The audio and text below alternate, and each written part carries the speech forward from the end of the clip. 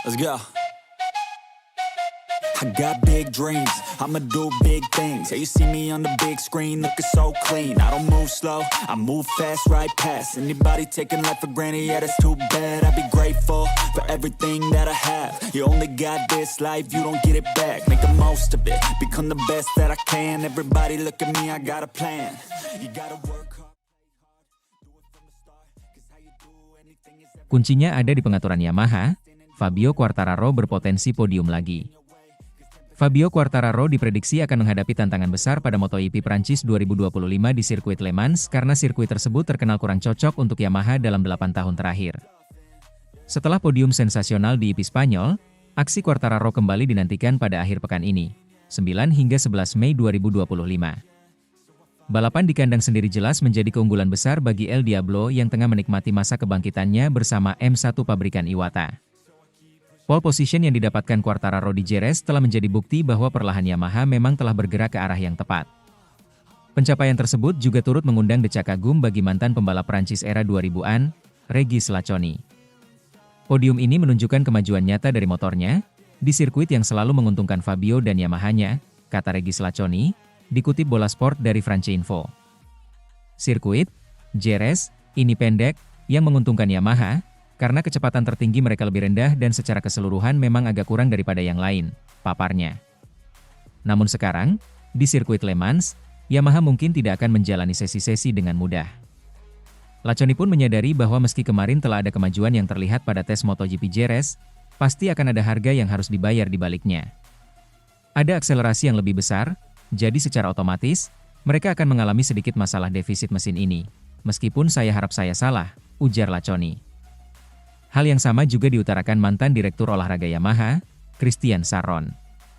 Dengan akselerasi yang meningkat, bisa saja ada yang berkurang pada aspek elektronik. Motor dibatasi oleh perangkat elektronik saat berakselerasi, kata Christian Sarron. Mereka semua, para pabrikan, memiliki perangkat yang sama, tetapi itu adalah elektronik yang dikembangkan oleh Ducati. Jadi kita semua tahu bahwa Ducati memiliki sedikit keunggulan dibandingkan yang lain, imbus Sarron. Meski begitu, Sarron masih optimistis dengan penampilan Quartararo, dengan bakatnya, dalam mengarungi IP Prancis kali ini. Fabio tidak lagi mengeluh, atau bahkan tidak pernah mengeluh tentang kekuatan motornya. Ini lebih merupakan soal pengaturan dan elektronik, jelasnya. Jika motornya tidak terlalu buruk, dan jika Fabio memiliki kerangka berpikir yang positif, dan menemukan pengaturan yang tepat, dia masih bisa berjuang untuk naik podium, meskipun itu tidak semudah di Jerez, tanda Sarron. Sirkuit Le Mans belum pernah dimenangi Yamaha lagi sejak terakhir kali meraihnya melalui Maverick Vinales pada tahun 2017. Capaian terbaik Yamaha di sana adalah pada edisi 2021, di mana Quartararo meraih pole position dan meraih podium 3. Sementara itu, Quartararo, podium Jerez bukan patokan baru Yamaha. Fabio Quartararo mengatakan bahwa podium Jerez bukan merupakan tolok ukur baru Yamaha menjelang Grand Prix Prancis. Fabio Quartararo tampil mengejutkan di IP Spanyol ketika ia mengakhiri paceklik pole Yamaha sejak 2022 sebelum mempertahankan posisi kedua di Grand Prix untuk podium pertama merek tersebut sejak 2023. Hal ini meningkatkan ekspektasi mengenai pencapaian Yamaha tahun ini di MotoGP seiring upaya mereka membangun kembali jalur mereka di grid. Namun Quartararo tetap membumi jelang putaran kandangnya, dengan mencatat bahwa Yamaha tidak boleh berpikir dapat langsung memperebutkan podium di Le Mans. Maksud saya, pertama-tama kami harus melakukannya seperti yang kami lakukan di Jerez, katanya pada hari Kamis menjelang IP Prancis. Kami tidak pernah menyangka akan berada di posisi terdepan, kami tidak pernah menyangka akan finish di podium. Jadi, jika Anda punya feeling baik, jika Anda punya kesempatan untuk berada di sana, kami akan melakukannya. Tentu saja, tujuan setiap orang adalah menjadi yang terdepan, untuk meraih hasil sebaik mungkin. Tetapi bukan karena kami naik podium di Jerez, maka kami sekarang siap bertarung untuk podium. Jerez adalah akhir pekan yang sangat bagus, tetapi mari kita lihat bagaimana kami memulai pada hari Jumat dan kami akan menetapkan target selama seminggu. Yamaha telah memberikan dorongan untuk para pembalapnya yang datang ke Le Mans, dengan membawa mesin baru yang telah diuji dan mendapat komentar baik di Jerez 2 minggu lalu. Power unit baru ini memberi EZR M1 sedikit lebih banyak tenaga tanpa mengurangi handlingnya, meski Quartararo memperingatkan bahwa itu hanya langkah yang sangat kecil.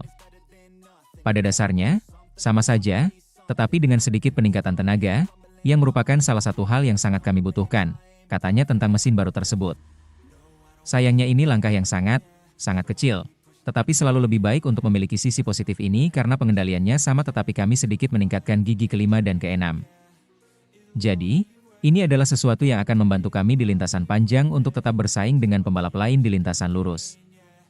Yamaha memiliki rekor solid di Le Mans, menang 7 kali di tempat IP Prancis di era modern. Akan tetapi, mereka belum pernah naik podium di IP Prancis sejak 2021. Sementara itu, Yamaha menyiapkan mesin baru untuk Fabio Quartararo di MotoGP Prancis. Yamaha telah menyiapkan mesin baru untuk motor M1 tunggangan Fabio Quartararo yang pada seri MotoGP 2025 Jerez lalu berhasil naik podium. Diharapkan Fabio Quartararo makin menggila di MotoGP Prancis. Kota Paris menjadi rumah pertama bagi Fabio Quartararo. Oleh karena itu, balapan di sirkuit Le Mans nanti akan jadi sangat spesial bagi rider 26 tahun itu. Saya sangat senang bisa meraih pole position dan posisi kedua di Jerez sebelum putaran ini, Prancis, kata Quartararo. Le Mans sangat istimewa bagi saya. Ini adalah YP kandang saya dan akan ada banyak penggemar yang mendukung saya. Quartararo mengaku tetap merinding ketika menyanyikan lagu kebangsaan di grid awal. Selama ini, Quartararo baru 1 kali meraih podium di Le Mans, tepatnya pada musim 2021 dengan finish di posisi ketiga. Peningkatan performa dari tes Jerez menjadi sinyal positif, apalagi karakteristik sirkuit Le Mans dinilai lebih memungkinkan mesin baru memberikan dampak signifikan. Kami harus fokus pada pekerjaan yang ada di tangan akhir pekan ini, kata Quartararo. Hasil positif selama balapan akhir pekan dan juga di tes Jerez menjadi dorongan yang bagus bagi tim, dan saya tertarik untuk melihat bagaimana spesifikasi mesin baru bekerja di Le Mans. Saya bersemangat untuk memulainya. Direktur tim Yamaha, Massimo Meregali, juga menegaskan optimisme tim menghadapi IP Prancis. Posisi pole dan podium kedua di IP Spanyol menunjukkan tren peningkatan dan diikuti oleh tes Jerez yang sukses, kata Meregali. Sia menambahkan bahwa IP Prancis menjadi bagian dari rangkaian pekan sibuk bagi tim Yamaha. Penting untuk beristirahat sejenak sebelum IP Prancis karena kami memiliki 3 minggu yang sibuk di depan, kata Meregali. Perlu dicatat, Yamaha terakhir kali menang di Le Mans pada 2017 lewat Maverick Vinales. Kini dengan dukungan mesin baru dan ribuan penggemar di tanah kelahirannya, Quartararo berharap bisa mencetak sejarah baru di Prancis. Sementara itu, Francesco Bagnaia menjiplak motor Ducati Marc Marquez di MotoGP Prancis. Francesco Bagnaia akan menjiplak motor Ducati Marc Marquez untuk MotoGP Prancis yang akan digelar di sirkuit Le Mans pada 9 hingga 11 Mei 2025.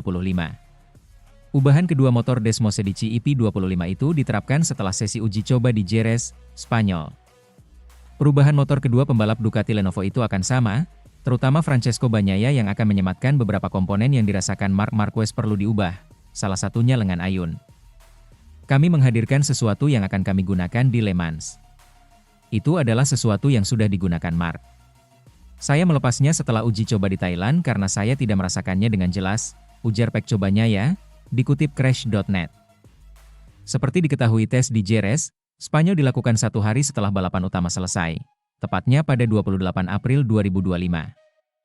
Alhasil Marc Marquez menjadi yang tercepat, dan dia menemukan jawaban soal masalahnya bisa terjatuh saat race, dan tidak lebih cepat dibandingkan sprint race. Si semut Cervera itu mencatatkan waktu lap tercepat, yaitu 1 menit lebih 35.876 detik ketika uji coba. Sedangkan Francesco Bagnaia lebih lambat karena hanya berada di posisi ke-19, dan settingan motornya itu diduga menjadi penyebab tidak bisa melewati Fabio Quartararo yang finish kedua saat MotoGP Spanyol. Berkaca dari hasil pengujian Jerez, maka tim pabrikan merah itu akan memutuskan komponen yang diminta Marc Marquez diganti juga akan disematkan di motor Pecco Bagnaia. Walaupun anak murid Valentino Rossi itu tidak merasakan hal yang sama saat pengujian. Saya senang telah menjalani tes. Saya merasa baik dengan itu. Kami kemudian menguji hal-hal lain yang sebelumnya tidak saya sukai, dan saya membutuhkan lebih banyak waktu untuk memikirkannya, tutur Pecco. Lengan ayun atau swing arm Desmosedici IP24 akan digunakan pada IP25 itu dianggap Pecco kurang sesuai dengan kondisi motor saat ini, sehingga dia kurang menyukainya. Berbeda dengan Marc Marquez. Saya sudah menggunakan yang dari tahun lalu.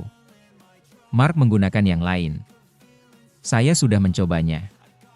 Tapi saya tidak menyukainya. Rasanya sangat mirip, jadi saya kembali ke milik saya, dan kami akan terus menggunakannya, lanjutnya. Saya tahu, di masa mendatang, swing arm lain akan hadir. Mungkin ini cocok untuk saya, sambungnya.